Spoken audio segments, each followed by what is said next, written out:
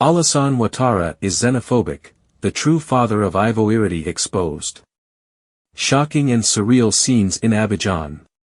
124 Nigerians, including 74 men, 18 women, and 32 children, were rounded up in various districts of the city and dumped at their embassy without any prior consultation.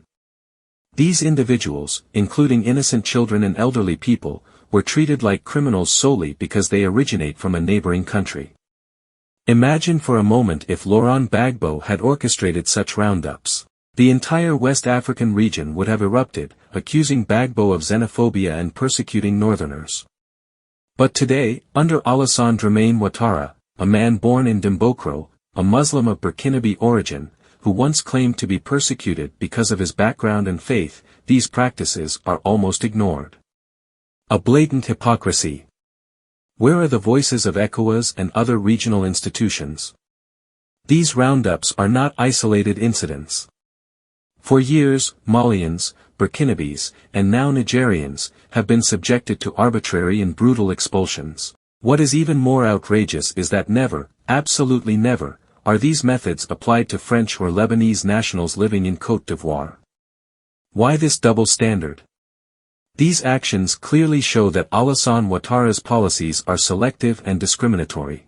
Let us not forget that this is the same man who introduced the residence permit, a divisive tool that fractured Côte d'Ivoire. Under the guise of modernizing the country, he imposed laws that have always excluded the most vulnerable while favoring a privileged foreign elite, far removed from the realities of the sub-region. When you were the Prime Minister of President Félix Houphouët-Boigny, why did you introduce the residence permit in 1990, which caused a lot of harm to many countries in the sub-region? As you said, the residence permit has caused a lot of harm to nationals of neighboring countries. You know, in reality, when we arrived, Côte d'Ivoire was in crisis, a very deep financial crisis. We were looking for money. We had this residence permit project which we implemented because it had to bring in money. And then, unfortunately, this was used by a certain number of people against nationals of sister countries. This was unacceptable. Was it you who decided, or was it President Félix Houphouët-Boigny? No. I don't think it would be appropriate to say that to you. I found a project on site, I implemented it, and therefore I assume my responsibilities, because I could have not implemented this project. So I wouldn't want to accuse anyone. But from the moment we were looking for money, we felt that it was a window of opportunity, and we therefore took it on. Et nous l'avons donc assumé. De supprimer la carte de séjour. I have removed the residence permit for other West Africans who come to Côte d'Ivoire. En Côte d'Ivoire. Je la trouve I find it counterproductive and unnecessarily humiliating for people. Inutilement évidente. She does not give money to the state so that it is deemed essential. It does not resolve the problems of surveillance and tracking of foreigners returning to the country. It humiliates people unnecessarily, so I deleted it. Alassane Ouattara is not only a danger to Côte d'Ivoire but also to the entire West African sub-region.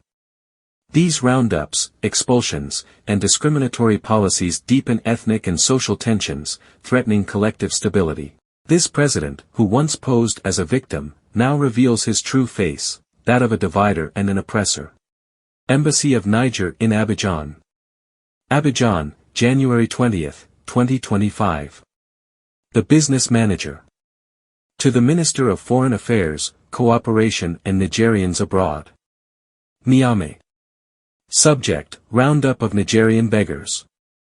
I have the honor to inform you that 124 Nigerian nationals including elderly people, women and children were rounded up in the communes of Abidjan and landed at the embassy without any prior consultation with the mission. The people rounded up are as follows: men, 74. Women, 18. Children, 32. Our attempts with the Ivorian police who brought them to the embassy to seek to keep them with us for health and safety reasons while awaiting their repatriation, were in vain. The embassy has to temporarily close consular services to better control the situation. Signed by Hanekoy Ali Bouba. Embassy of Niger in Côte d'Ivoire.